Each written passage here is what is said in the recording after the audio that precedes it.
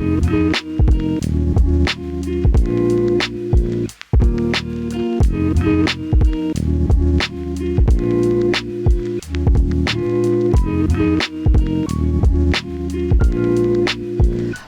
to Grounds for Conversations. I'm your host, Amber Noble, and today we are in Missouri. Missouri. Missouri. Yes. Is that how you say That's it? how Missourians say it. Missouri. I'm not from Missouri, so we're going to say Missouri. And we're here with my good friend, and he's been on this podcast before, Jason Mauck. So good to be back. Yeah. Well, we're here. So, You're actually here with me. So I'm not. I know. You're not back. I'm back. Look who's back. Sorry. There we go. Okay, so we've just, this has been a great weekend. We came out to hang out with you guys. Yeah. Mm-hmm. Check out your new church. You guys. Much fun. You planted how long ago? The end of August. So we're like 7-8 months in here into our church plant. Yeah. So I think let me just be honest. What I think is so cool is having been your friends for as long as we have. Yeah. And have walking through some of the dreaming process for you guys wanting to plant and then deciding you wanted to come home for you because you guys are from Missouri. Missouri. Yep, Missouri. It's our originally, home. Right? Yep. And so you guys wanting to come back to home. Yeah. And I know that for us, and I know I told you this, but it was really hard for us. We were so sad because we have not just good friends, but good friends that do ministry. So there was layers of things that you guys understood, you know, Yep. and y'all were leaving, and I'm like, this is really dumb. Yeah. And Phil was like, if it's God's will, I'm like, don't God's will me. Yeah, don't God's will me. Phil. Just my friends are going. Yeah, man. this is dumb. And so you guys moving out here, and then just that watching the progression in the season of the preparing and building the relationships. And then following along with the church when you guys launched, and then every Sunday there's videos posted or little reels posted, and I'm like, this is so cool, and it's been exciting. And then today, it was emotional for me. It was for me too. That's a great way of putting it. In a weird way, it was Yes. it was very emotional, and I didn't expect it. Well, it's kind of like when you were a kid and your parents or your grandparents got to come to your school and you got to show them, this is my desk. Yeah, and you go. This is my teacher, and this is what we do, and this is my school program, you know, whatever. Yep. And today it was like getting to celebrate what your friends have been believing God for. So we're standing in the back just not staying in the back avoiding people. We were talking to people as they came in and everything, but watching the people as they come in and how much they love you guys and how much you love them. And I'm like, this is where they're supposed to be. Yeah. And it was so sweet, you know, and then just everything about it. Down to the ladies running your hospitality to kids ministry. This morning in hospitality, this is so funny to me. This little girl, she brought a friend. Oh, yeah. And the ladies, they said, oh, is this your first time? And she was like, she ain't coming back. She's just visiting with me. I was like, I love kids because it's just unfiltered honesty, I may not ever have her stay the night again. I don't know. Like, whatever. I don't know if she's really on the friends list, but she's here. Give her a donut. Shut up. Quit talking to her. It was sweet. And it was sweet because really for the first time since we've launched, you got to be the first person to preach to our church. Yeah. And I preached. Yeah. And they didn't even know I was coming. I know. Which I was very nervous. I know. And I'm not ever nervous. Never. But I think because to me, this wasn't just, I'm speaking at a fringe church. It was like the difference between holding a kid and holding a newborn baby. Sure. Do you know what I'm saying? It's like, I got to remember how to do this. Yep. And I mean, does that make sense? It does. That's why I don't like to hold newborn babies. Give me the kid when their head doesn't flop around uncontrollably. I don't want that jellyfish. Keep that jellyfish away from me. So like, stepping into that and not only being the first person to speak in your church besides you in 8 months and being a woman and not being from the is this considered Midwest? I would call it, I'd call it Midwest. You wouldn't call it South? I wouldn't call it the South, no. So our humor is kind of different. There's a little things bit. Yeah, for sure. I mean, bless your heart still translates no matter where you're at. But I got called out 3 times this morning for saying y'all. Y'all. It's okay. It's all good. I'm like, but I could add extra words and it takes too much time. Y'all. You guys, I've all moved on. Y'all. I will never say Ewan's. Yeah, Phil's precious family, they say Ewan's guys. I'm like, I'm exhausted from this conversation. I need a nap. I need a nap. So we had that whole experience. It was wonderful. And I mean, so many of our friends, our mutual friends, were so jealous that, what, you got, is there room? Can we go with you? And I'm like, how fun. What would you have done if I'd been like, road trip and pack everybody in? Let's go. We brought all these people, and you're like, ever. So it was great. It was such a wonderful, wonderful morning. And getting to do a podcast with you, like, this is just, it's cool. like old times. It I feel is. like I'm sitting in your house. Yeah. It's Texas pecan coffee that we've got going on here from stuff. HEB. Like, this is about HEB. as Texas as you're going to get in Missouri. Okay, so if heaven has a grocery store, no, we're not at Extra Shot yet. Yep. But if heaven has a grocery store, HEB. it will be. And they will have candy, cotton candy grapes. Do you like those? Oh, I love them. Don't you think that's weird because they've got to be genetically modified? Oh, sure. Okay, so I think the grocery store in heaven will be HEB and Costco had a baby, and it's in heaven. I like this. Phil's favorite thing about Costco is the samples. I was going to say, like, it works because there's free samples while you're walking around, man. Everywhere. It's like the free samples, like your warm up to the marriage supper of the Lamb when we get there in the big feast, you know, just trying to stretch that stomach a little bit before you sit down. Try this, try this. Yeah. This is what's coming. Yeah. Well, don't go to Costco with Phil because he he walks up to the sample lady and hears the spill, and he takes one and goes, "Let me take one for my wife." He eats both of them, and then says, "It never gets back to you." Well, he goes, "You should go check that out and get me one." So he has 3. Smart man. Yeah, and then we're Phil's supposed math. to go to lunch, and he's like, "I'm full." Yeah. Because I just had all this 37 free. Chicken nuggets and whatever. It works out perfectly. It does. It's I free love it. free lunch for Phil. Okay, so what we are going to dive into today, and I know I told you this earlier. I don't even know how to put a phrase on, like, there's not like a title. I guess we're gonna have to figure that out when it's all done. Hey, 'Cause you have maybe to the put title will come out as we're talking, and you'll hear a line, and it'll be like, "Bam, there it is." Perfect. I love it. I love that. If you hear it, will you stop and Sure. say, Time out. That's our That's title. it. That's the Okay. title right there. But really, it's about, this comes from, and I shared this with you a little bit, and I know, good Lord, if I'm hearing it, you're hearing it all the time. For sure. Conversations with people going, look, what is biblical boundaries when it comes to investing in people that don't invest back? Yeah. And I think for me, it's been a wrestle because I confuse ministry with close relationships sometimes. And ministry, it's not, there's no strings attached. Yeah. Ministry is I'm going to love you, and if there's a need, I'm going to help. Yep. Regardless of what you look like, who you are, anything. Right. Yep. And I know the confusing part is people will say, well, family is ministry and everything's ministry. Yeah. Sure. Sure. But Jesus also had layers of that, right? Absolutely. And I think we do the same thing. We confuse loving with boundaries. Like I think we assume that if I love somebody that there should be no boundaries. Like and the reality is there's lines there for love where boundaries do exist and should exist. And it's not a bad thing. It's actually a good and healthy and biblical thing for those things to be there. So yeah, and you can love, let's just go ahead and say it. You can love people and love their soul and love and want the best for them and choose to not have them in your life. Yeah. And just because I love you, we might not be best friends. I still love you.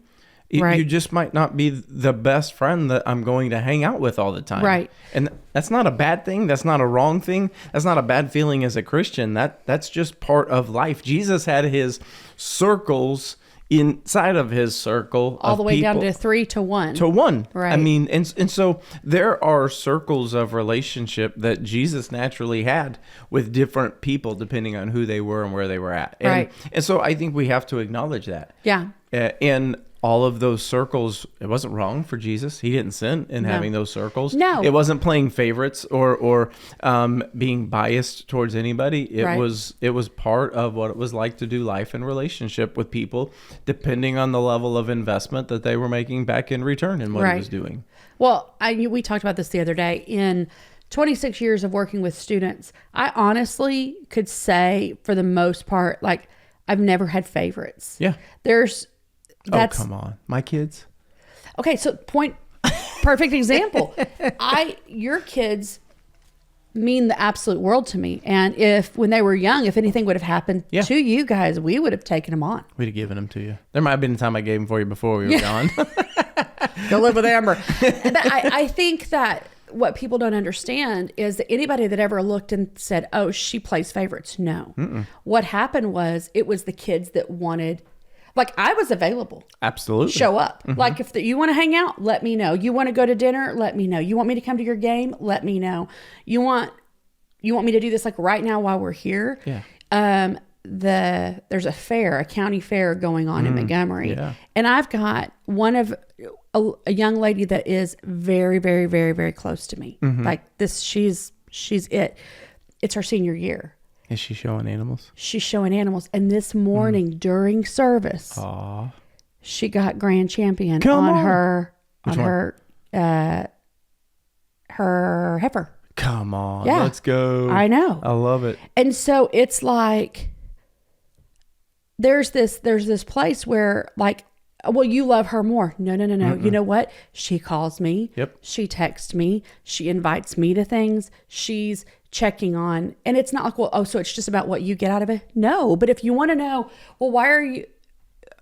I'm available. I'm available to the ones who want to make themselves available to me. Right. There is that mutual investment. Right. And there's also a mutual, is it fair to say there's a mutual expectation in those relationships? For sure. Like this is, I'm investing in you, you're going to invest in me, because together we're trying to build a relationship and invest in each other. Right. And so there's a mutual investment. Well, you fast forward. So students that grew up with me and they're adults now, like adults, they are either married or they have careers or whatever. My love for them hasn't changed. Nope. But the ones that I've stayed close to are the ones that make the effort, right? Text you back, call you back. Hey, PA, what's up? And not always, can we say that? Not always text back. They text first. Yeah, like it doesn't, there's a point in time where you don't always have to be the one doing it. Now there's seasons. People are going through things. People are struggling. There's a loss. There's, people are sick, whatever. Yeah. Yes, you've got to take the weight of that on. But I think that this is the conversation that needs to happen. Like, where do we see healthy friendship in the Bible? And what did that look like on both sides of the road? Like, there's a balance, right? For sure. Okay. So go back to you mentioned Jesus. I mean, he's kind of like the core of everything, right? Yeah. I mean, he's kind of a big deal. He's a big deal. But he had thousands. Yep. He had hundreds. He had 12. He had 3 and he had 1. Did he love any of them more than the other? No, he loved them all. The same. The same, 100%. But was there different layers in those relationships? Yeah. I mean, you think about that layer. I mean, Judas, one of the ones who betrayed him, he was one of the 12.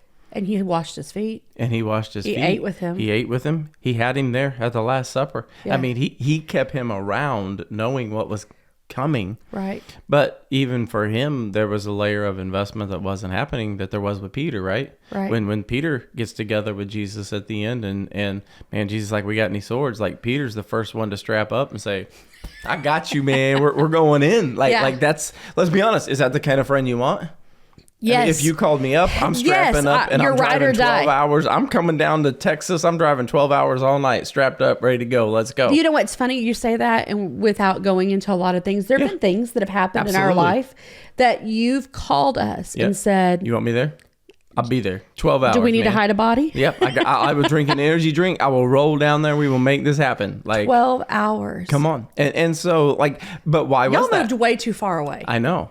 But to me, that's was there a different layer of relationship? Sure. But there was a different layer of commitment from Peter than there was from Judas. Absolutely. Right? Judas was in it for himself. Right. Peter was in it for Jesus. He just had to figure out how to get that right along the way, and Jesus still let him in. And then there's, John. I mean, the one. Well, I love how he references himself. I mean, come on. He talks about himself in his own book. John, the beloved, the one that Jesus loved. But I will, and I know we're not Jesus, but our goal is to be Christ-like. Like, Sure.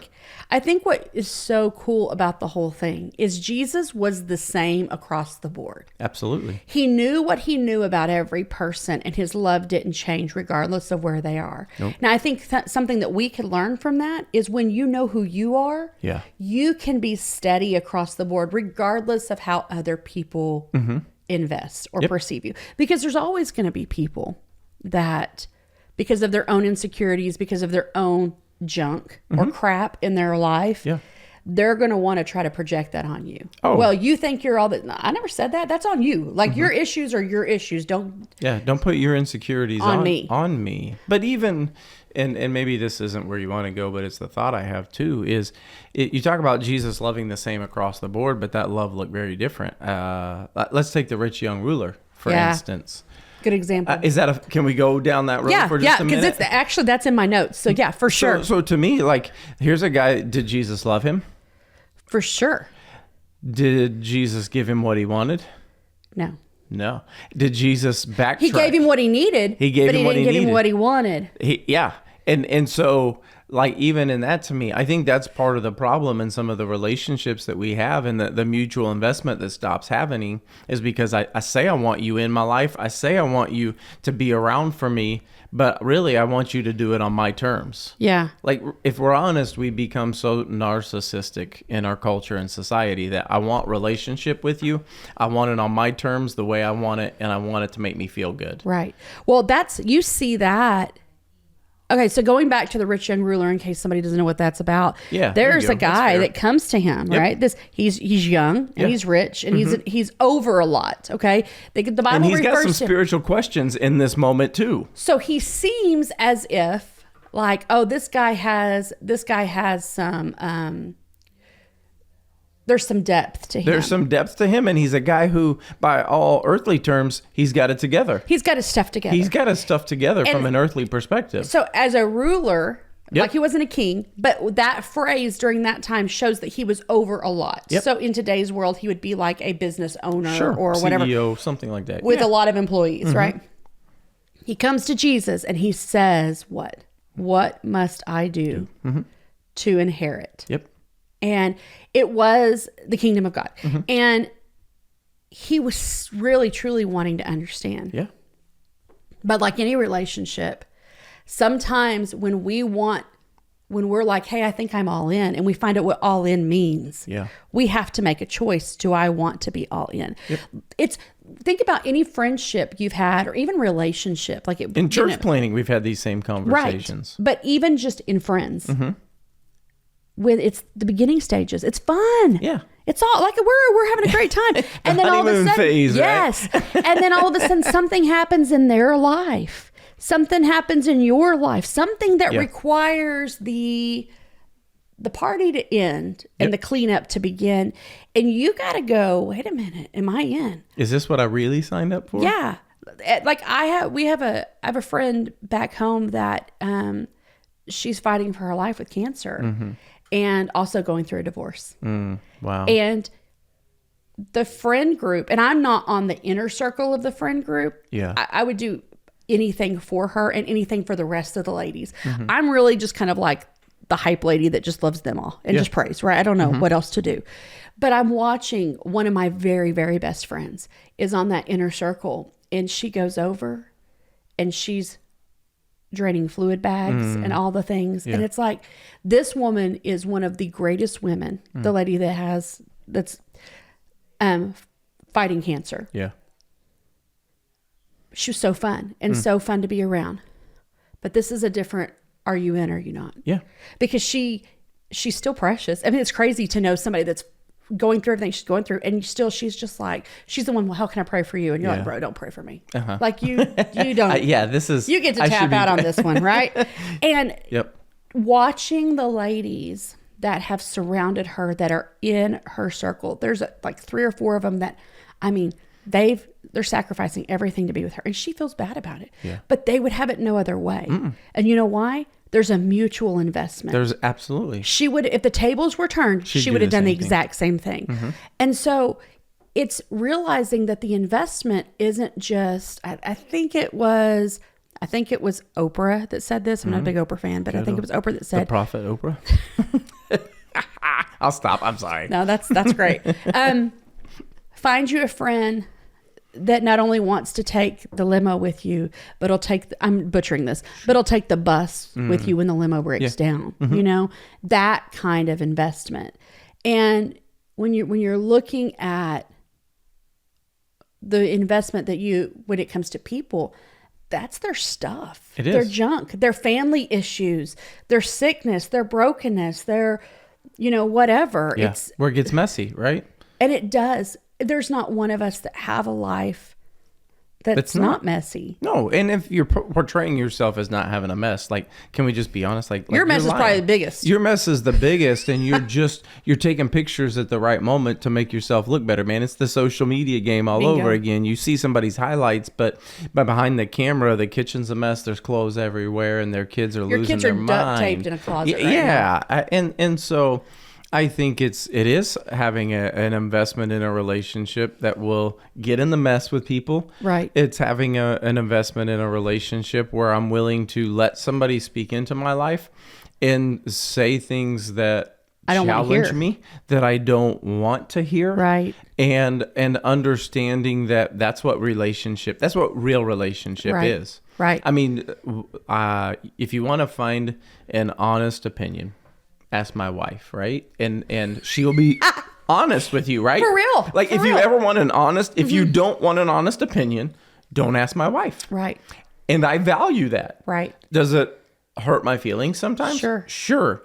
But do I understand that she loves me? Yes. And so there's a lot of times when I'll ask for her advice, I'll ask for her opinion, I'll ask for her input, knowing this is going to sting a little, but she's going to tell me what I need to hear.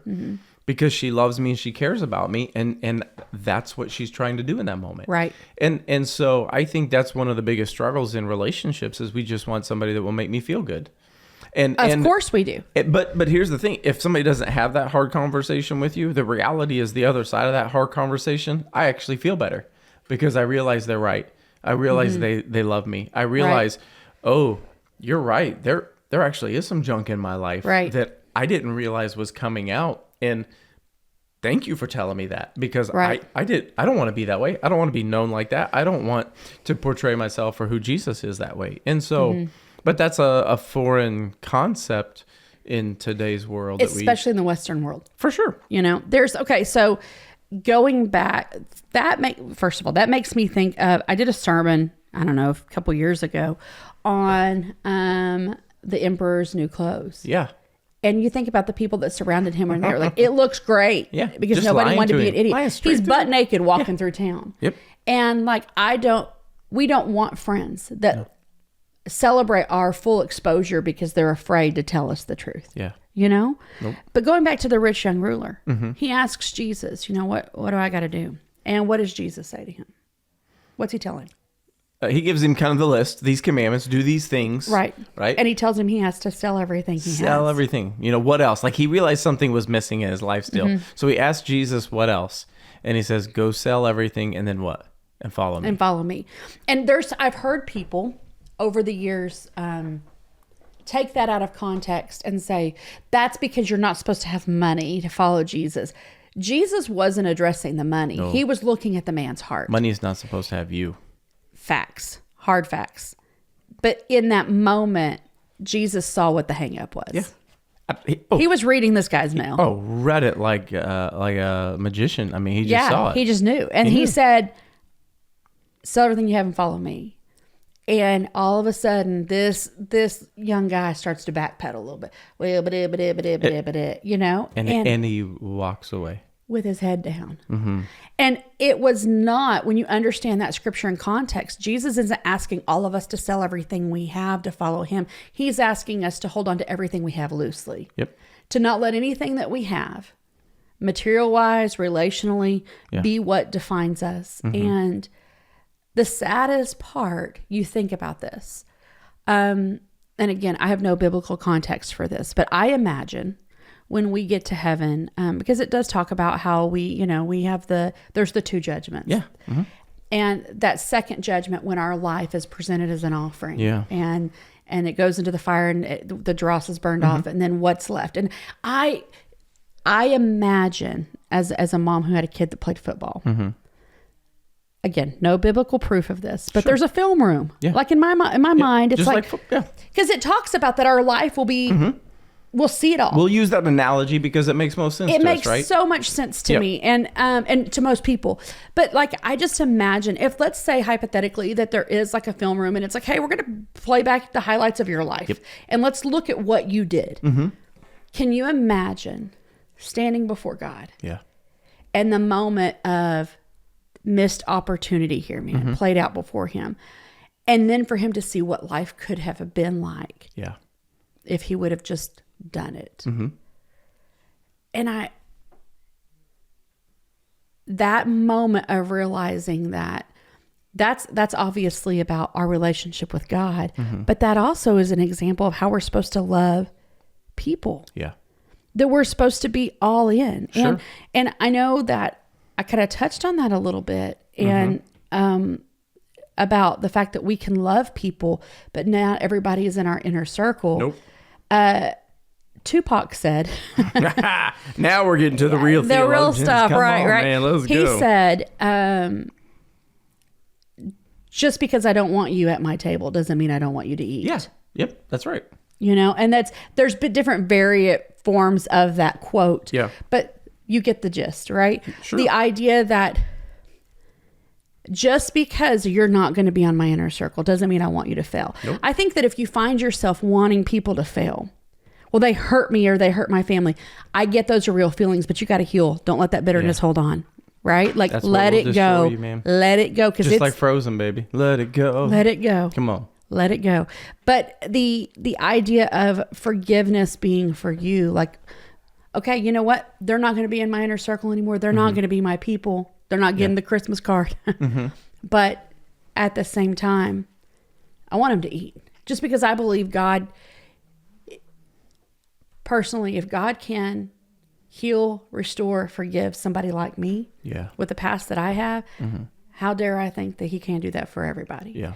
But that doesn't mean that people that have handled me or my family wrong, that I have to not have a healthy boundary. You used the word boundary earlier. Can talk a little bit about your perspective on that in friendship. Okay. Sure. Because it's so easy. You're a pastor, you're a church planter. So it's easy to go about it as, well, this is boundaries in church, but what is it in relationship as a Christian? Sure. Well, here's what I'll say. I think we misuse the term boundary in a lot of ways.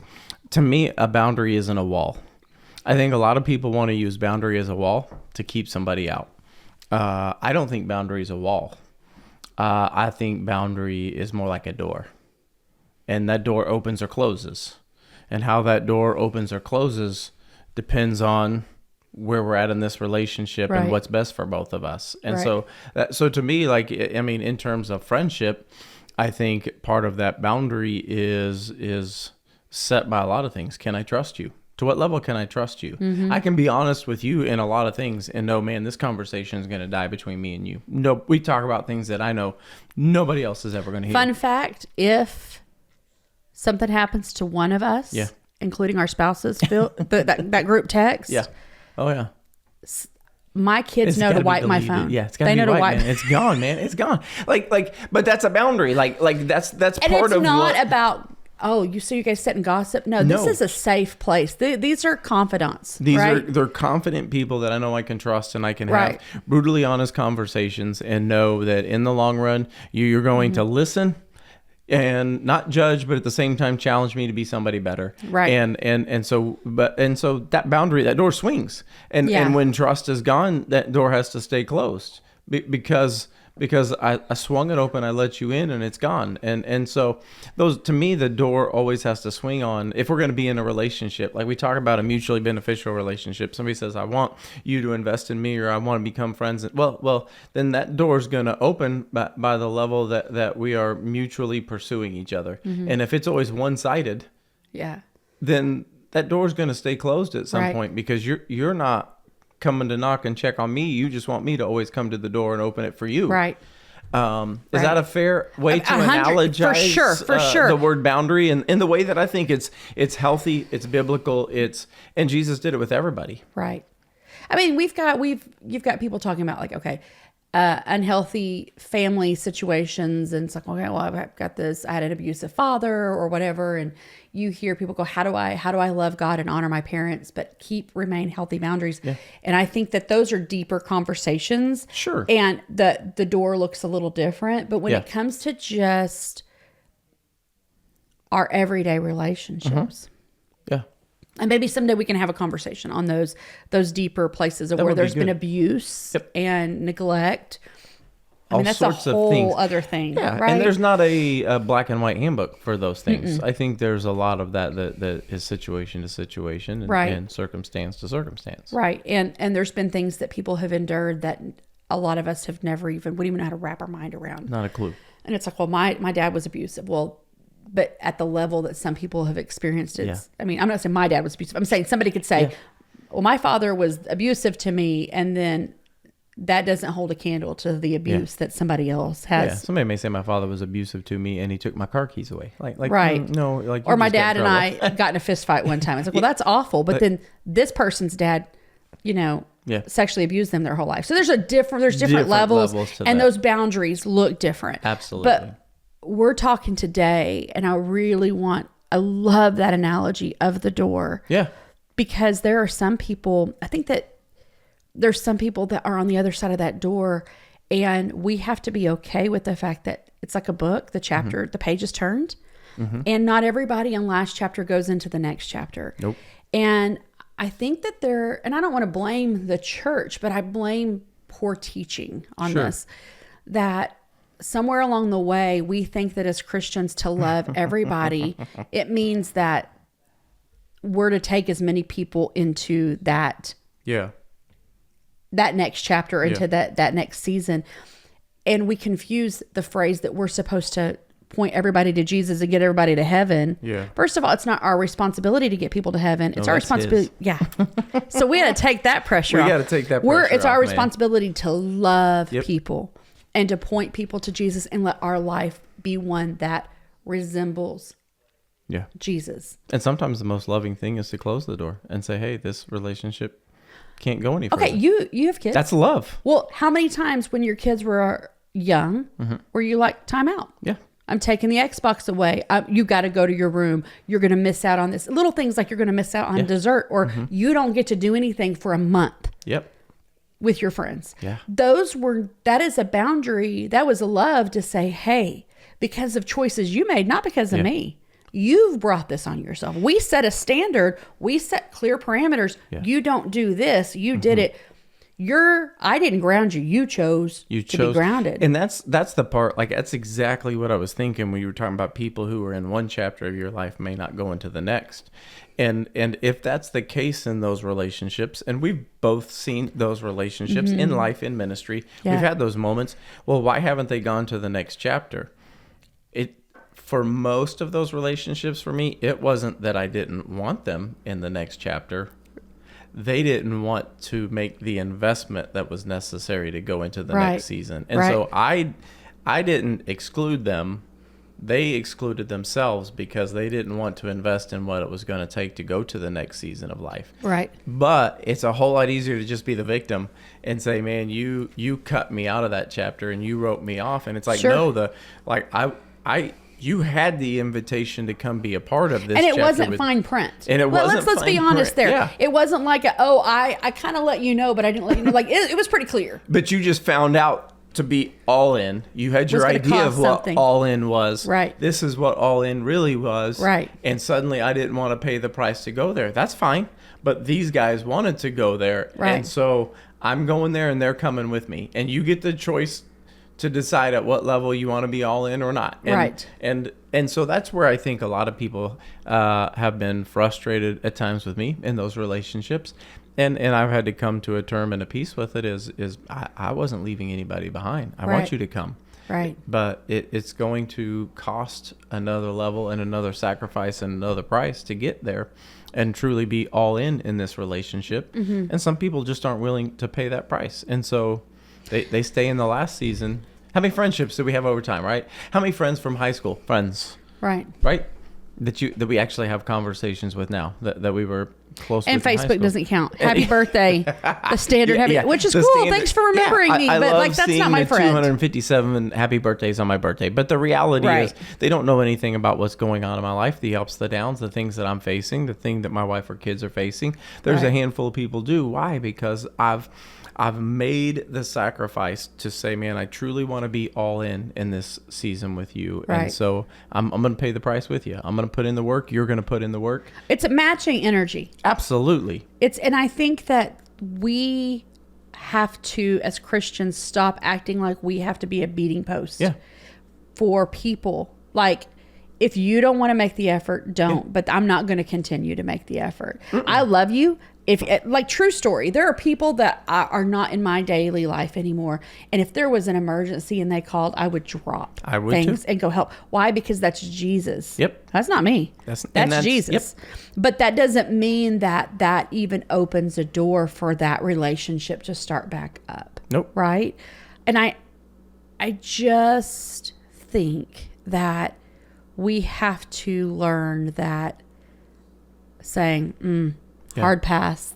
I'm not going to do that. So how do we, let's talk about that. Like, if we were going to make it in practical terms, to say, man, in some relationships, I'm trying to recognize where it may be time to set some boundaries and redefine where I'm at in a relationship. Yeah. In practical terms. Practical so that terms. people that are listening to this could begin to understand and maybe evaluate their own life. Right. In light of that, what would you say are some practical ways of recognizing I need to evaluate or ask these things or look at this? And if this is happening, then this relationship may be in a time for the season to close versus to open. I mean, I have a few thoughts. Yeah. But Well, first and foremost, I think you got to look at the relationship and go, is this relationship pushing me towards who I'm supposed to be as a believer? perfect. That's because a great one. If you can say, well, this is my best friend, but when you walk away and everything you've talked about and everything you've done is toxic. Like I had coffee with a friend the other day that I wish, she's one of those friends that I'm still kind of getting to know. And I wish that we had more time to do stuff. And she brought up a mutual person that we knew. And she said, she asked, I haven't seen her in a long time. Yada. It wasn't gossipy. It was just like blah, blah, blah. And she said something that I don't even think she realized she said, but she said, I don't ever hear from her unless she wants to know information about somebody. Look at that. Yep. And she said it, and I know she didn't, it wasn't in a negative way because this person is not, she's one of those people that's like, would be nice to everybody. She's nice to everybody, loves everybody, and sweet as can be, and didn't realize the power behind the words she just said. So I do think that it's like, okay, I think first of all, you have to know your value. This makes me think, and I've shared this story before, but I was at a estate sale thrift thing with my daughter. Sounds like fun. Dude, I love stuff like that. I mean, we did go to the thrift store Friday, so.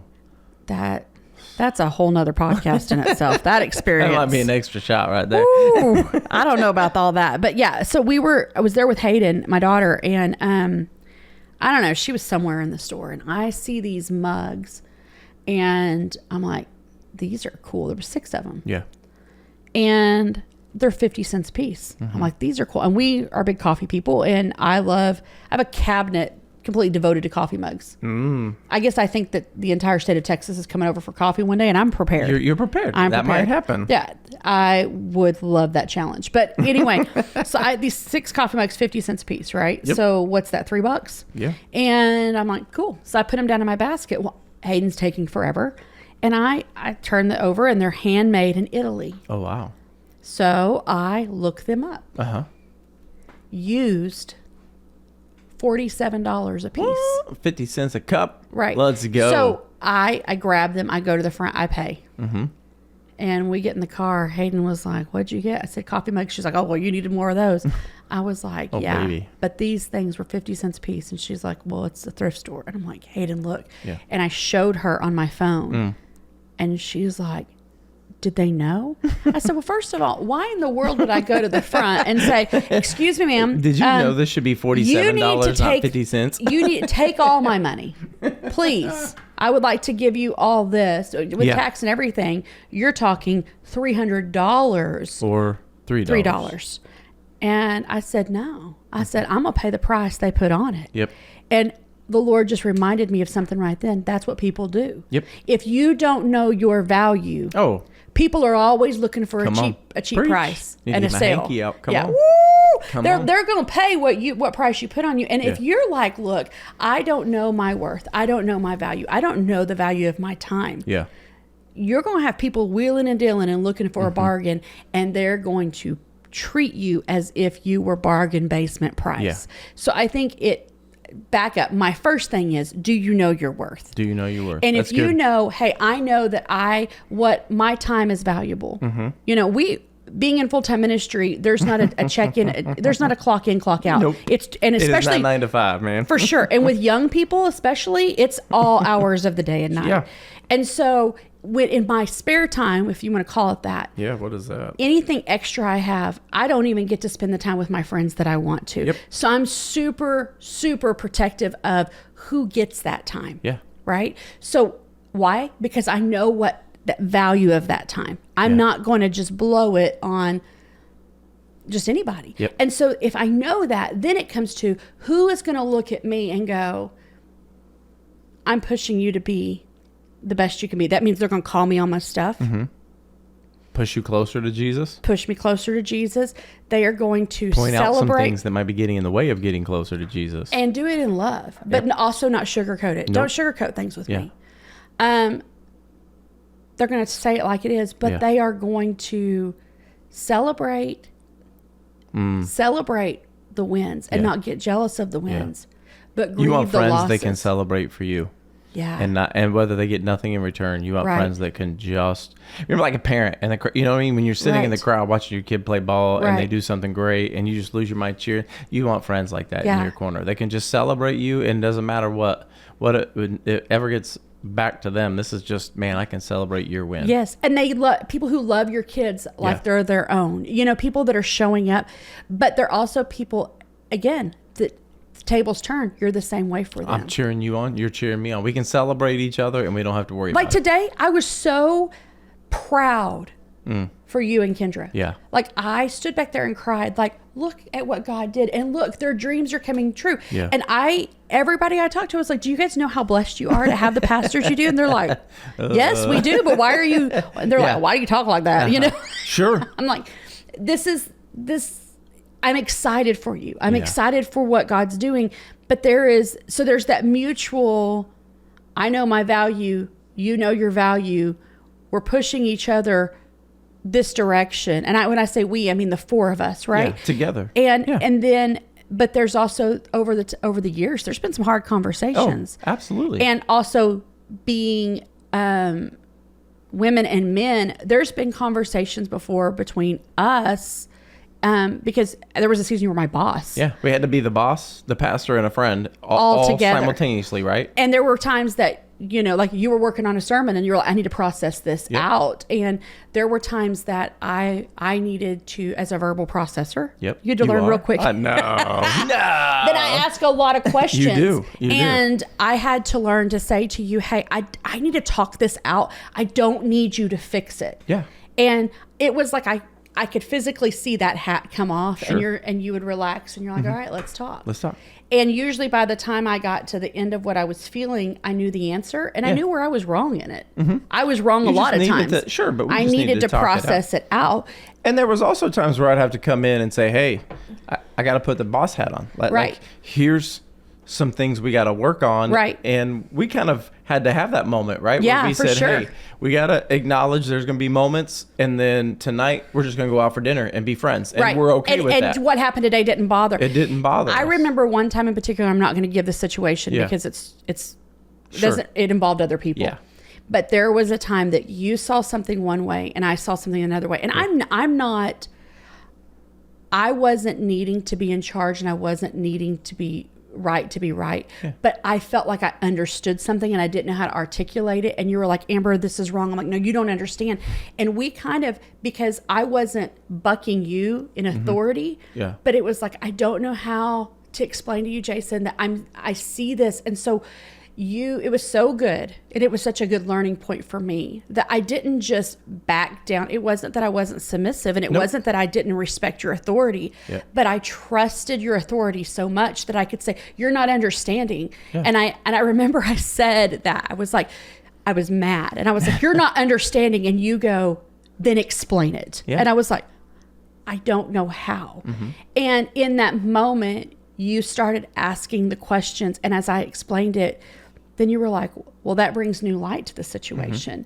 You were absolutely right where you stood with the information I had. The information you had, and I wasn't sure how to, and because this was involving other people, like we could have walked away from it and their whole family would have just fallen apart, right? Absolutely. It'd have been a bad situation worse. Right. And so we were brought into it. And so I'm sitting here and everybody sees this side, but I have this information. And as I'm talking through, then you were like, you asked questions that forced me to be able to communicate without breaking confidentiality with this family. And you were like, I will never forget this. I don't even remember everything that was going on with them. What I remember about it is how you handled it and how you empowered me to walk through it. And because this was years ago. And because you were like, well, then explain it. Like, I remember the heat of it. And I remember your admin going, wow, because it was heated. We were in your office. For sure. And I felt like a little kid, and I felt so vulnerable because I said, I don't know how. And then you were like asking the questions, and then it was like it just happened, and you were like, okay, we're going to handle this different. And there was a point where I took my hands completely off of it, and it was between you and Pastor Randy and the person. That to me, number one, you couldn't put a price on that because you didn't just say it's my way or no way. I could have, but I didn't. You could have, and I think that over time I would have lost respect. But because you were like, this is what I know, Amber. So tell me something different, or this is the way it's going to be. And recognizing that I didn't know how to say it without breaking the confidence, but to make sure you understood there's more to this apple pie than what you see. And you knew how to ask the right questions and still be able to protect my integrity. And at that point, that was the point. I'm like, I would do anything for this person. I would do anything for Jason. Strap and up Kendra, like, seriously, hours. I'll do it all. And because of how you handled it, because what that said to me was, I mean, I never had a problem. Like, if I trust leaders over me, I'll go to the ends of the earth for them. I'm a gatherer. I'll just gather people and let's do this. But I have a T-shirt somewhere that says, I'm no one's ride or die. I want to know, where are we going? How long are we going to be gone? Do we get to stop and eat? Why do I have to die? And I think that's the funniest thing, because that's true. I don't have to be in charge. But I want to understand. I have questions. And I don't mind sitting in the back of the bus. I don't mind sitting in the back seat. I'm not having to drive this ship. But I will get everybody on board if you'll help me understand the why. And I understand sometimes that you don't have the full answers, but I feel like in our friendship, because the days of me working for you, we knew that wasn't going to be forever. No. But the friendship was. It was going to outlive our time. And it has. Yeah, for sure. And in that process,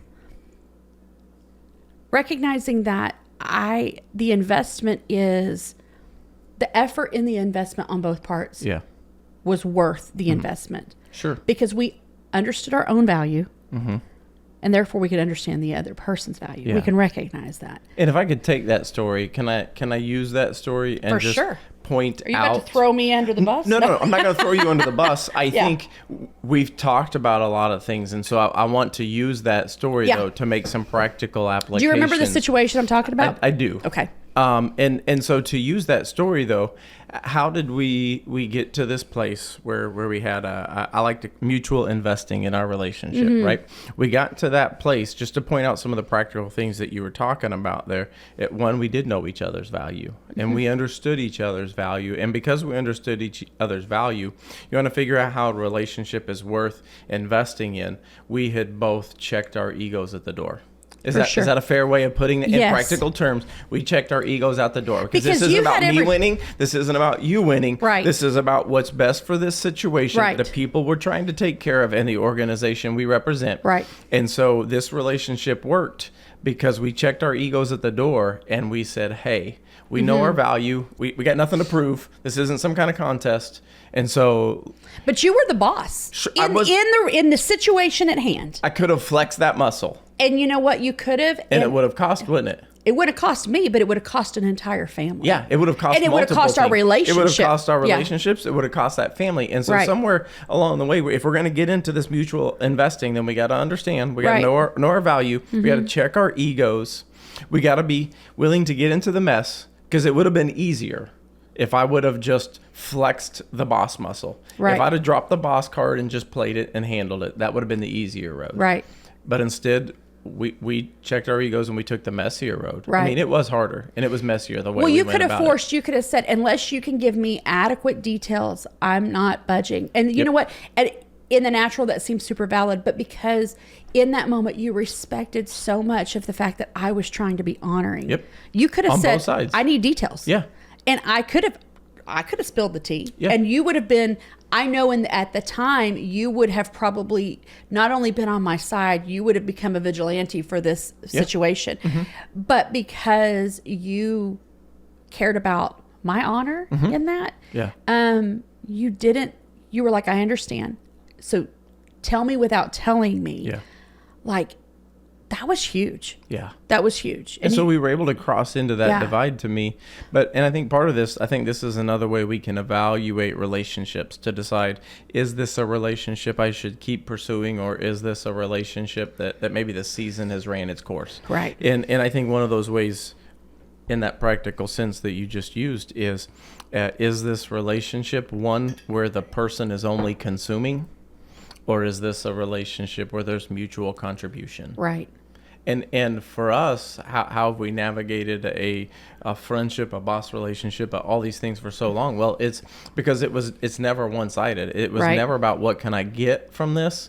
It was often built around this idea of what can we invest in each other? What can we contribute to each other? And so if you're sitting back in this moment and you're kind of feeling confused because I don't know whether this is a relationship that needs to die or it needs to grow, I think another way to evaluate that is this a one-sided relationship where all I do is contribute and the other person consumes?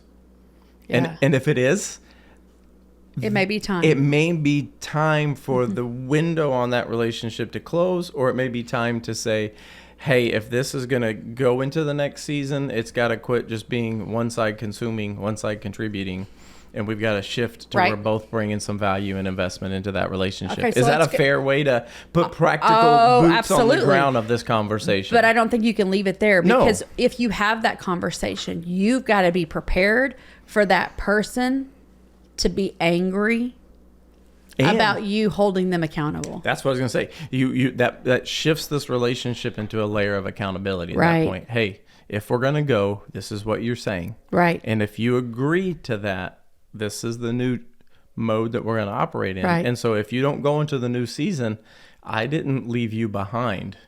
You chose to not live up to what you said you wanted out of this relationship. And that's probably the part that most people hate. It's easier being the victim than to take ownership and realize you're right. Like I didn't take the step to invest in this relationship. Right.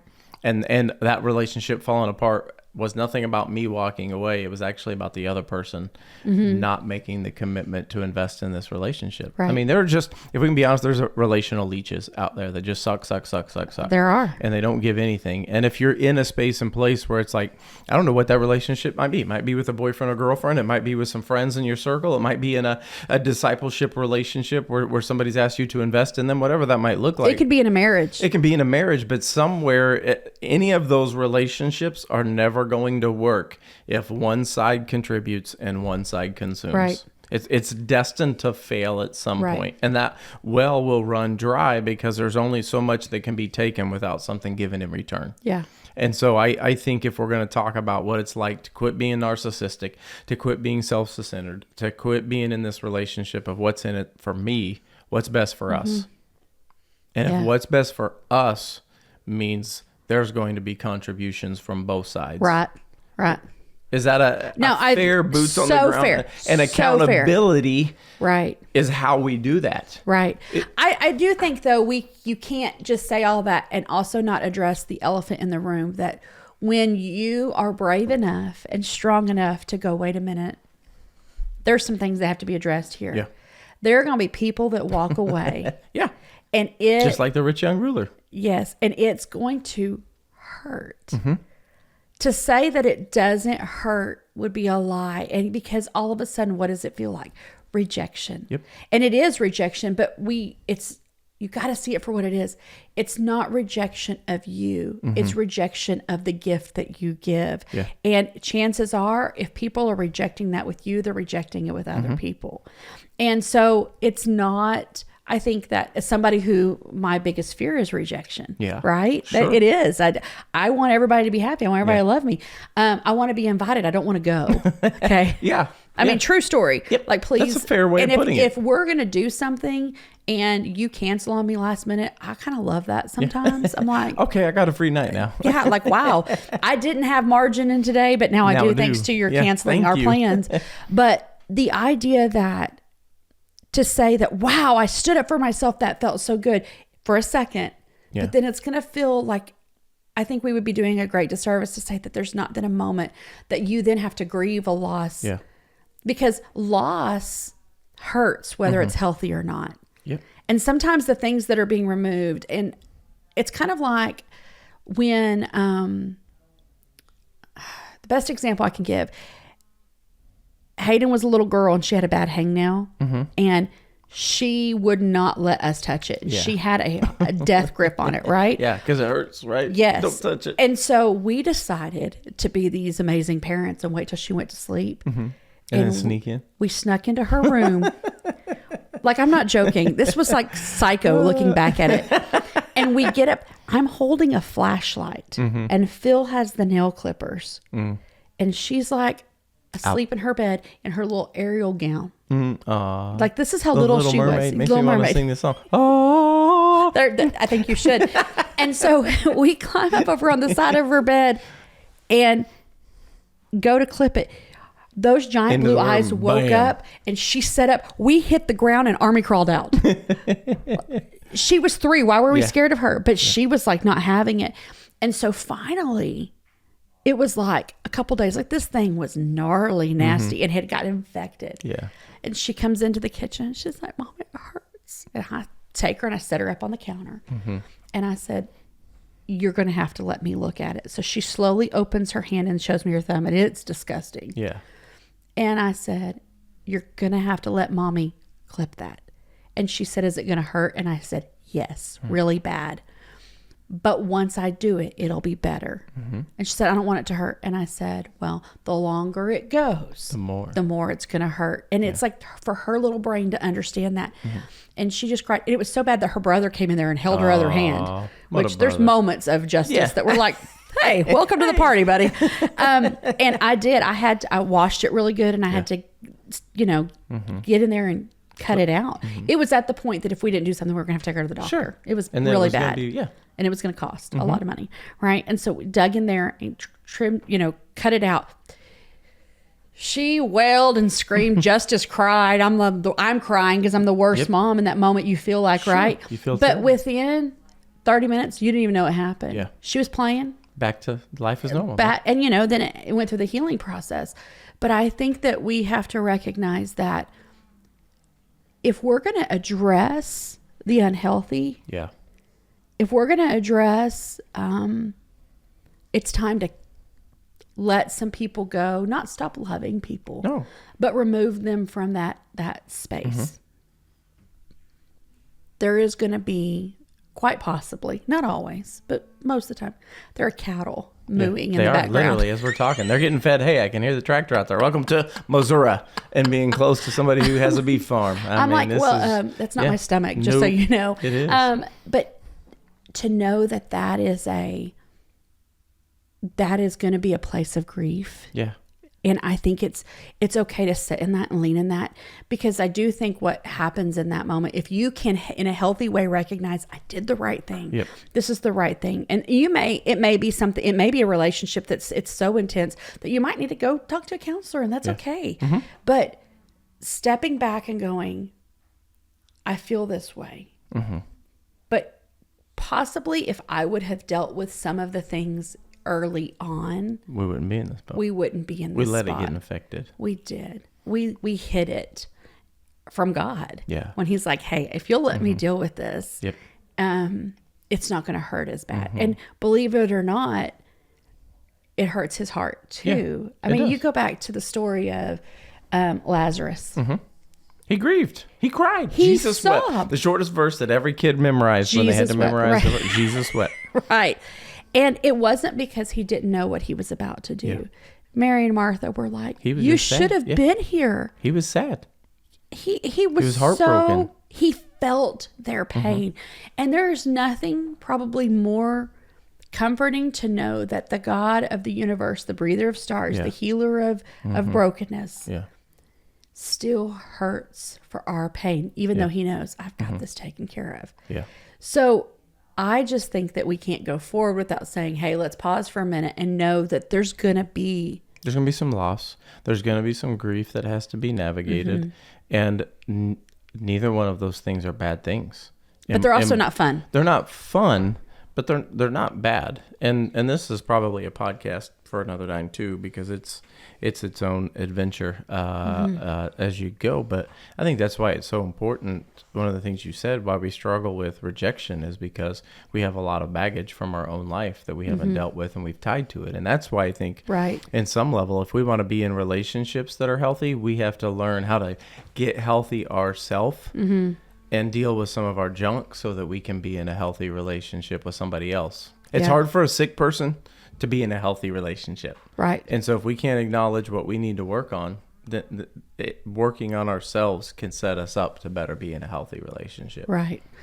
To me, this is one of those conversations that we could probably talk about all day long. Oh, we could. But I do think that hopefully it started something where people can go back and go, wait a minute, let me evaluate some things. Is there anything else you could add to this that you like, closing thoughts, that may stir on maybe later on down the road? I'm loving the cows in the background. I know, me too. Because every time I open my mouth, it sounds like it's coming out of my mouth.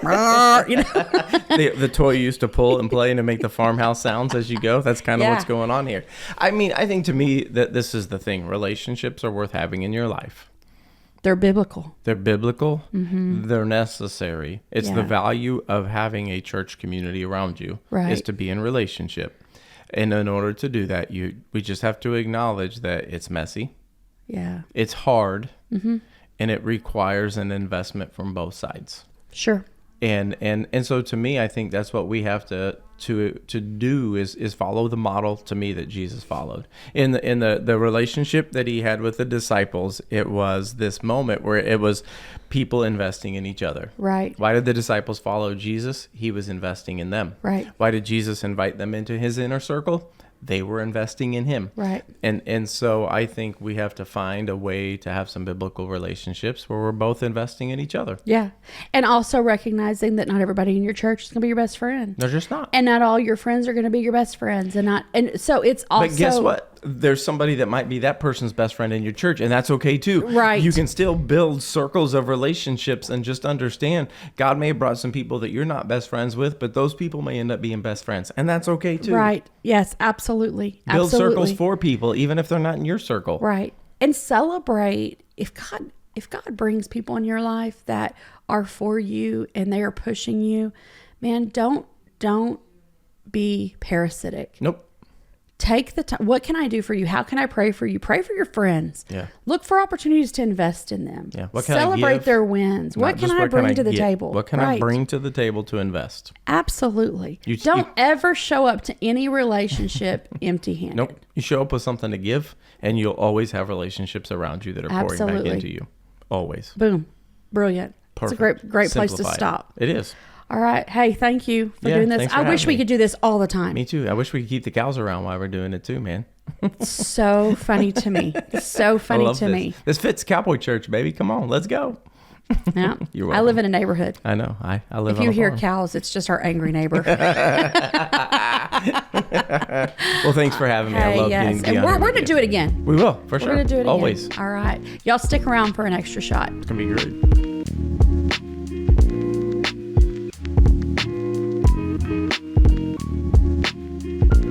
Well, welcome back to the extra shot. Yes, the best part. I think so. I do too. It's like, well, we were talking about Jesus, but what I really want to talk about is this. This right here. So, you are too. We love baseball. Love baseball. And one of my favorite things about baseball is a good walkout song. Absolutely. And I think that a walkout song can make or break. The whole baseball experience. Well, if I even like the player. Yeah. Or they just You hit a judge home them run. I'm like, by yeah, the- but yeah. Miley Cyrus was their walkout song. So I I don't care if they got a home run or not. Nope. So I want to talk about the value of a good walkout song. Come on. Let's Okay. go. So I did a little research and I'm like, hold on. It had to have started somewhere. Like, Where did this what start? if I told you it started in the garden and Adam had a walkout song that That God would played? be the best. It would be great. Just thundered from heaven. The thunder rolls. No, The just thunder kidding. rolls. The walkout song started. You may or may not know this I little don't information. know, actually. It was through the Chicago White Sox during the 1970s, and a lady. It was an organist Oh. named Nancy Faust who created the first walkout songs, and it was started as a major league thing with the White Sox. Yeah. And over time, it developed for people having their individual walkout songs. That might be the only positive thing that came out from being the White Sox is this right here. Like, I don't know if they've ever won anything successfully. Oh. I know. Thank you for bringing us the walkout song, Chicago White Sox. Right. I mean, Right. thank you. Thank you, Chicago. Thank you. You know what? This is totally not what we're talking about, but you know what I have mad respect for? What's that? Is people who are loyal to their team, even when Yes. their team is awful. I know. As a Chiefs fan, I had a lot of bad years before we finally got there. Like I'm not a lifetime of bad years, I am except not for the a- last like 5. Yeah, I'm not a bandwagon Chiefs fan. I mean, I've been cheering for these guys since we borrowed Joe Montana from the 49ers back in the 1990s. So, like, I remember what it was like. I remember the bad years, okay? So, Well, that was when Joe Montana was doing Fruit of the Joe Loom commercials. Montana. Yeah. Fruit of the Loom. I know. Awful. Yeah, like I grew up, our whole family, they were always Cowboys, Yeah. right? And so Bless you. whether they were good or bad, Jerry Jones or not Jerry, like it was always Cowboys. Cowboys, Yeah. right? So, and now we live in Houston, and everybody's. I'm not. I know this, Texans. I'm not. But here's the fun thing. Living so close to Houston. I'm not afraid. They're going to be like, Amber don't even know sports anyway, so it's like whatever. I know last night we were.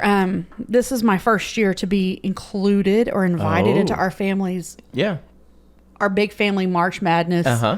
And Let's go Houston. Let's go Houston. that was my pick. That's my pick. I may not be athletic. Yeah. But I'm I need all about Houston winning to pull something. this off, baby. Right. Come on, Houston. I'm well, they rooting did. for you. They did last night. I know. But we were watching the Florida Auburn game. Yeah. And I needed Auburn to win. I wanted Auburn to win. It would have helped me even more because then I'd be the one guy left with a winning team in the championship. Right. Come so on. you look at everybody in this one bracket that I'm in, and I mean, my top 4 were amazing. And You nailed my it. top You did four, so good. I did, You but did. I needed Auburn to beat Florida, Yeah. and they didn't. And Florida or Florida? Florida, Dirty Speaking of walkout South. songs. So we were watching that game. Yeah. Mm-hmm. And it's funny to watch the end, like these incredible collegiate athletes, Yeah. D1 schools, the best of the best, obviously. Yeah. When the pressure is applied, all of a sudden people are just, it's like, They played this they don't know how to game use their their legs. entire life. I know. It's Yeah. like they look like baby giraffes trying to Yeah. walk. You're like, what are you doing, There were man? some leadership lessons, man. When the pressure is on, man, who can come in clutch? And we're all sitting on the couch telling them how they should do it. Like nobody's asking me to play even shoot a basketball like a granny ball. Like no. Mm-mm. So I've never been an athlete, Yeah. and I don't love watching sports on TV unless it's like final games or whatever, me too. World Series. The baseball season's too long. I just wait till October and start watching. There you go. Now, I don't mind, but it probably is how I grew up on a Sunday afternoon. If you're going to be on the couch and having sports in the background to go to sleep to, Turn a baseball game on. Turn Yeah. on golf But if I'm going to take a nap. I will not ever have golf in the background. Oh, put me Because to you know sleep why? in a New York It's minute, the man. random, Wow, yeah. and then I'm like, what's going on? Yeah. And that makes me angry. It can't be quiet and then loud and quiet and then loud. I get it. But to go to a sporting event, I love it. Yeah. I love it. I loved being a mom of a kid who played sports. Yeah. And I loved that. I loved it so much that so often Phil didn't even want to sit next to me. I loved it. I had those problems too. Yeah. Like I may have got escorted a time or two and asked to leave, but I mean, passionate dad defending his kids. Wait a minute. Come on. You might have been at some of those games. Yes. At So- Djibouti's. Yeah, Djibouti's game, man. Yeah. Honey Badger was playing. Honey Badger was playing. And those refs didn't know how to make let's- the calls. If Skyland could have I'm created a new passionate sport, about my children. I it won't was apologize for it. rugby beats basketball. That would be her. Dude, I I would. wouldn't cross her. Dude, No. she will love you fiercely or And fiercely knock you out. fiercely knock you out. All You at the want same her on time. your team. You want her on your team, man. I feel like Honey Badger every is sport my should have girl. a walkout song, though. Yeah. Every Everybody- sport. What about preaching? Should we have walkout songs? Like today, as you were coming in and as I was introducing you, Pastor Amber Noble, bam, hit the walkout song. I don't know that your congregation would have been ready for that. Okay, how about we acknowledge if we're going to talk about walkout songs. I feel like we need to set a ground rule here. I feel Okay. like the ground rule should be for us as well as everybody who's going to watch this. We listen and we don't judge. Can we just say that? But but nobody does that. listen and They we- just still judge in their So, heart. but here's the thing: you and I are both secure enough that we don't really care. Facts. Hard facts. Okay, so Walkout songs. Do we just want to like random ones? You want me to pick one, or we want to play walkout songs by genres of music, or what do we all of want to it. do here? All of it. We don't have a ton of time, but Okay. I could take all the time in the world. So what if we just start? If I had to pick Okay. one walkout song How do you pick of out? all time, Well, okay. What? it's the What would it one be? thing that just gets me going. Like this song is on my running playlist, and I can be at mile 12 in a half marathon, feeling like I'm about to quit or puke my guts out. This song can come on, and I'll run through walls, and I'll finish that marathon. That's how, for me, that's the song that gets me jacked. All right. Okay. And so, my walkout song, if we're gonna listen and not judge, Okay. and I don't care if you do judge me. I'm not going to judge you. Eminem, Lose Yourself. That's top tier song. for Top me. tier song, crank it. I will. That song gets me jacked like it's nobody's business. For real. Let's go. For Lose real. Yourself, man. That is, well, that in like on the way here, the 20, because we drove because we had to bring podcast Mm-hmm. Yeah. equipment. And also there's not an airport near here. No, I mean, not. You're gonna drive a few hours. Yeah. Yeah. So we just drove. Yeah. And my job on a trip is to be the DJ. It's a self-appointed job, but I take it serious. You do take your music serious. I take agree. it so serious. Very serious. And I don't lean to one genre. Your girl I'll throw down on some gospel Yep. and then You'll flip it. 90s gangster rap. We have right? very eclectic For sure. worship, or not worship, very eclectic music backgrounds. Yeah. I like it all. I do too. The only thing I don't get down with is like screamo, I agree. because I think probably because like I don't like being screamed at. Yeah. I'm like, calm down. And I think the ones I get down with the most in any genre is music that actually tells a good story. For sure. Is that fair? Like that's how I can like Yeah. rap and Christian and some of this bluegrass and some of the country. You know what I mean? Like because there are songs in there that legitimately tell some really good stories about people. But And but the Christian storyteller songs can be cheesy because then it becomes like it's true. human video Yeah, music. I agree. But like I don't like screamo, but I love some good heavy metal. Yeah. At the same time. Sure. Do you know what I'm saying? Like I agree. I will, if I'm cleaning my house, I want, it can't be something that I want to stop and dance to Yeah. or something that I'm like, I feel like I'm about to come in with my own lyrics. It's got to be something that motivates me to push through. Yeah. So I have times and spaces for different music, Hey, right? that's perfect. So yeah, okay, so that's a great one. If that's one of them I'm going to lean into if I was having to pick out like a walkout song. Okay, so my top two, that's one of my all-time favorite songs. Yeah. Eminem's my favorite rapper. I love him. It's so good. I know. I mean, People are again, like, I understand his lyrics, like whatever. I'm saying, don't judge me, but I'm just, if you want to listen to somebody who's authentically real, who's been through some stuff and he's figuring out how to process it, that's why I enjoy him. Yeah. I would say if I had to pick through, there's a tie for me. Yeah. Okay. It would be toss up between Nothing But a G Thing by Dr. Dre and Snoop, or yes. Red Hot Chili Peppers Can't Stop. Oh, Those are my two top. yeah. That would be my big one, you know. yeah. And very The fitting. build on Can't Stop is just like, bro, Yeah. come on. What are we doing here? Yeah, I know, man. I would feel that agree. in my soul. Yeah, that's what I'm saying. I think that's how we pick the walkout songs. Like, Yeah. I feel it. Like, Right. it just, and so. What is the worst walkout song you've ever heard? Oof. Worst walkout song I have ever heard. Probably anything by Miley Cyrus. Seriously? Oh man, I'm trying to think like worst walkout song ever. Oh man. I don't know. Like I can't even, like my mind's going blank right now as far as worst goes. What do you got? Worst walkout song that you ever heard? Oh yeah. I mean, I would say anything by Taylor Swift. Ooh, yeah. I'm right I there think with you, man. there's some Miley Cyrus songs that are bangers. I'm not gonna lie. Maybe it's Okay. because I've been in youth ministry for so long, and I it's mean, like maybe. Party in the USA. I don't know anybody. You take your biggest redneck cowboy. That song They know comes the on. song. They Sure. know the song. Yeah. Like Yep. you take some I can inner sing it city for you thug right now, man. No, that's I agree. got Yeah. MS-13 tattoos on his face, and that comes on, and he's standing in line at the gas station, and all of a sudden he's like, But it just doesn't do me for a walkout song at a ball game, man. I'm sorry. Like, but I would need take some. that over a Taylor Swift song. Oh, I agree. Now, if I had to pick, I agree with you. I would take that one as well. Yeah.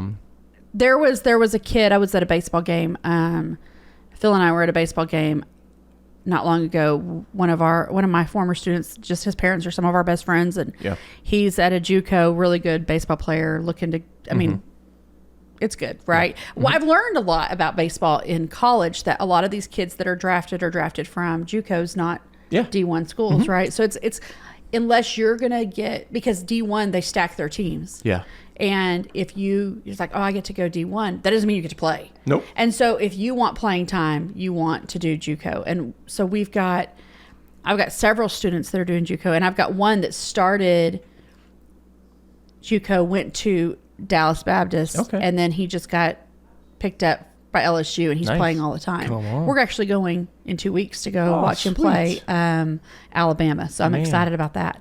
Eat some good Cajun food if you're there. For sure. Come on. For sure. I mean, that might be the one highlight of being in Louisiana. that state is their Cajun food. I have said my whole life, when my kids were little, Mm-hmm. you can go to college anywhere you want. Just not. Not LSU and not Ohio State. Yeah. And I said I would never wear purple. And here you're going to go, aren't you? 3 days. Come Because, on. they're 3 Yeah, games. sure. I'm going to have 3 days of Yeah. wearing purple. I And know. so I have said lovingly, Connor, I don't. This should be an expression. Like, he should understand the depth of the love that you're about to express to him. Like, man. you can have a kidney. Yes. Or I'm going to wear purple. Like, that's It's your that option. big. It is. That's your Absolutely. option. So, like, but I love their women's basketball team too, because I just think their That's true. coach. She's a Yeah. baller. I love her. I agree. But I just love who she is. Right. So, I'm like, I'm not an LSU fan. I'm a Connor Bench baseball LSU fan. Like, that's it. Right.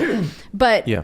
we were at this game, and typically it's just the home team that has their walkout songs, which can I just say we should do better. Yeah. Everyone should get a walkout song. Everybody the should. refs should get a walkout song. Oh, man.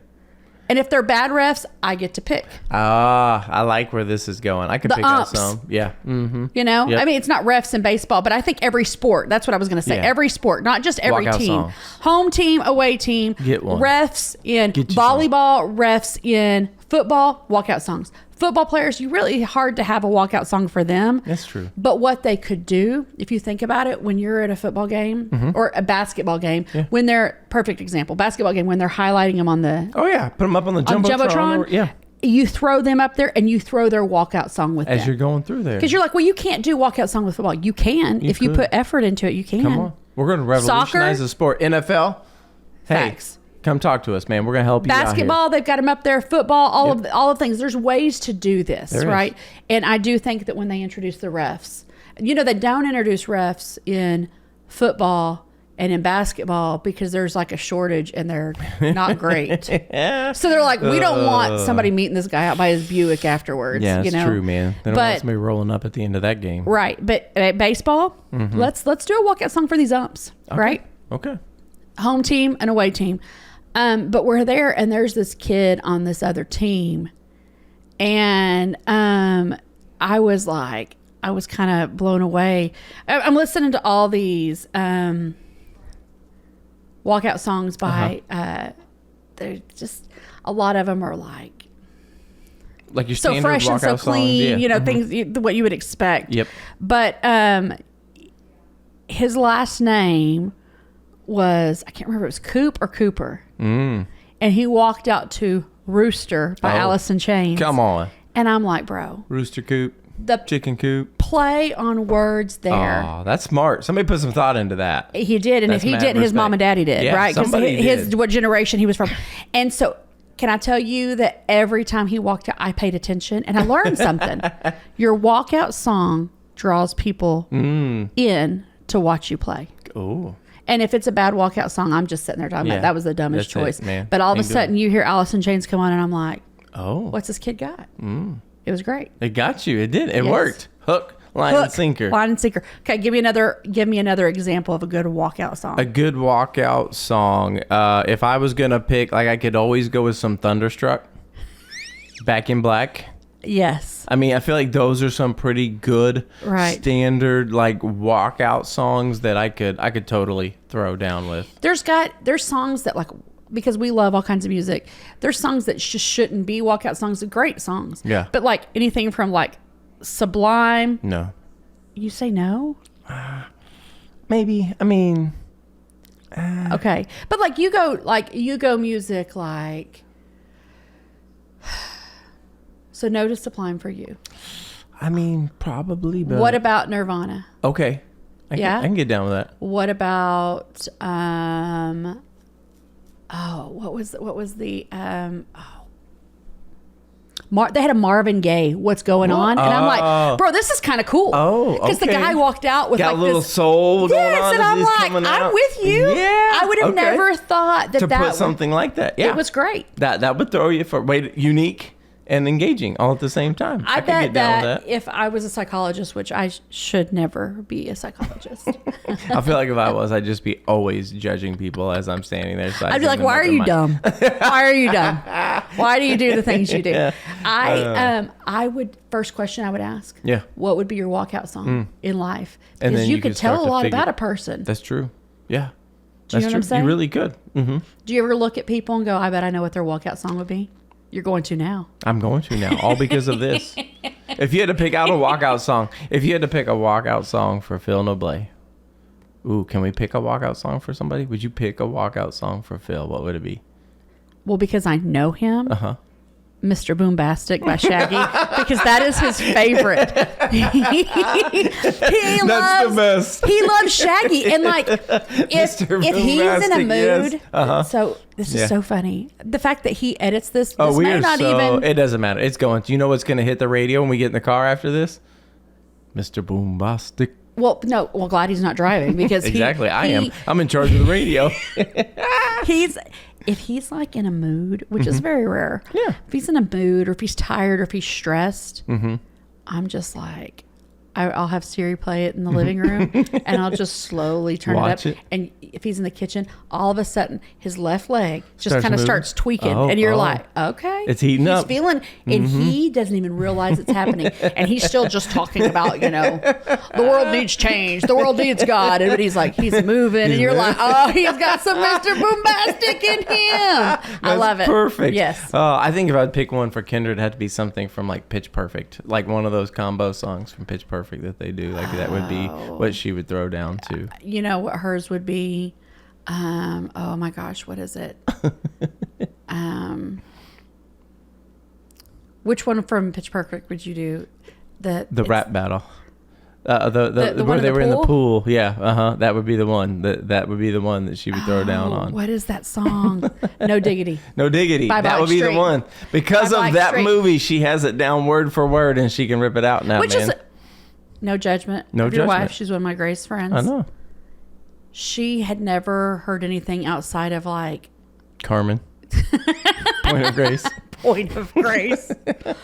Yes. Okay. She You broadened her musical horizons. I've broadened Phil's too. Can I just tell you that right now? Like I don't bring anything to the table. I bring that. Oh yes, you. You are. don't know That's sports, true. but you know what? I know what your walkout song I should can be. Throw down some music for Maybe you. Man. that's We my can do side it. business. Come on. Maybe I provide. Like give me an hour of time to just question you and get to know you, Yes. and let me find your walkout song. Hey, the next time you have employee orientation and you have several people that you're walking out, like they should just give you a call and you can introduce new employees to walkout songs for Oh, your I thought business. you were saying you were letting them go. No, well, I mean, we could do that too. I'm saying, Sir, like, this is your last introducing day. new employees to the company, and now we have, and then the music comes on through the tunnel, and this employee walks out for, how. Well, what if you're like that sadistic boss that you're about to fire someone, and over the loudspeaker you've got Inner Sandman starts playing.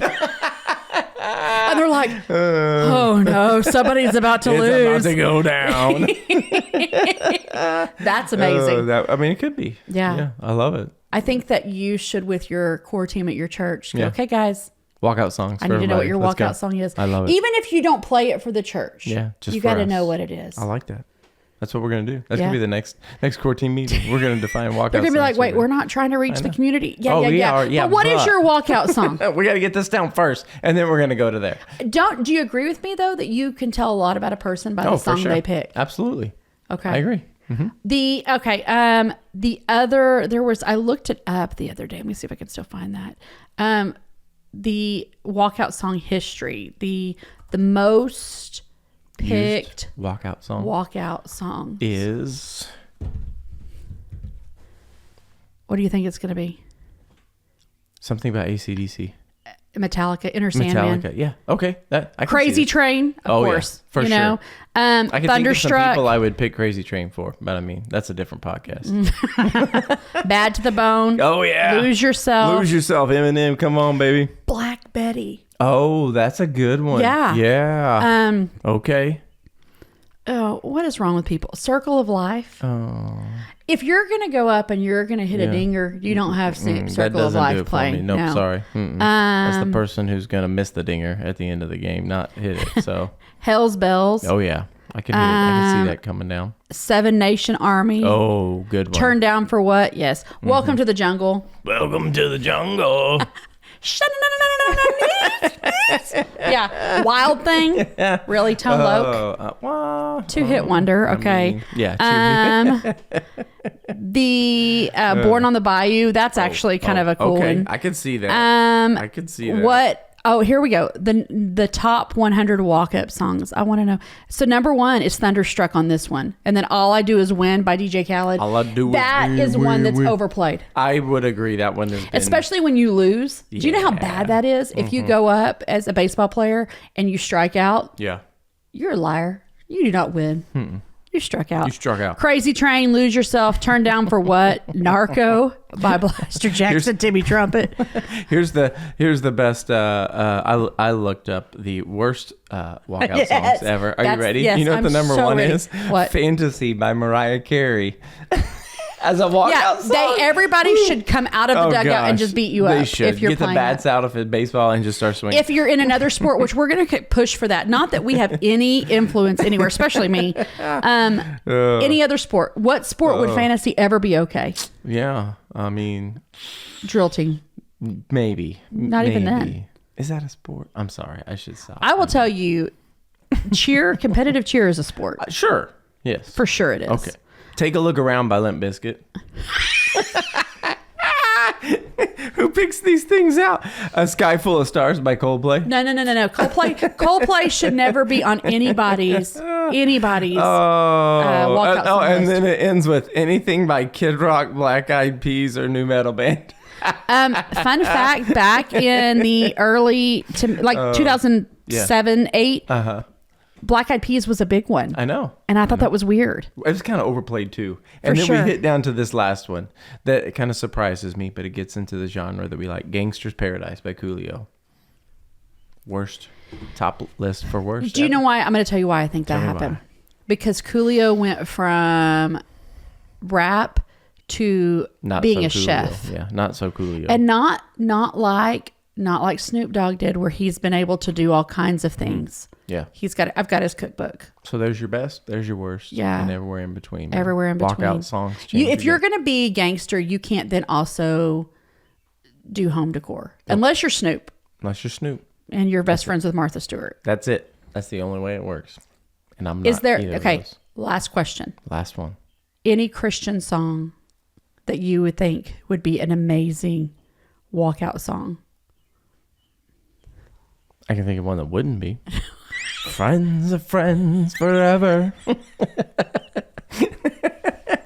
Christian song that would be a good walkout song. Nope. I'm sorry. I've got one, and don't hate, but like I'm telling you, I think you would get everybody on both sides. Okay. And like, hey, let's go. Whose report will you believe, Ron Canoli? Oh, get them all jazzed up. Every instrument in the history of instruments, down to the piccolo. He's under my feet. It's only God can do it. Only won't he do it? But like, it would have to be something. It would. Major hype. It'd have to be really. If you did Tasha Cobbs, you'd have to do the one where she lets Nicki Minaj drop a whole bar in there. Praise, maybe the way that drum solo's in the song Praise, maybe something like that. I don't know. We're reaching now, man. We're reaching. I love it. Well, hey, this was fun. Everybody's going to be like, great. Wow, you just talked to us about relational boundaries and friendship, and now you're like giving people walkout songs. You're welcome. You're welcome. Your life will be forever changed now. Yes. And I need everyone who's listening to this to send letters to the NFL. Please. That we're interested in something with the NFL to help hype them up, as well as businesses that want to hype up new employees when they're hired. We'll help them either way. All of them. NBA. Yeah. Come on. Let's do it. And also, yes, we just started a business. We just did. I did that yesterday with a lady at your Home Goods, by the way. We should call it Walkout. That's our business. Yeah, walk-ons is a great place to go get boudin balls. Yeah. But walk out. This is it, man. We got your song. We got you, man. Come on. And it won't be the same one as everybody else. Nope, we'll help you out. And it won't be a Mariah Carey. We might start writing some songs. Yes, we will.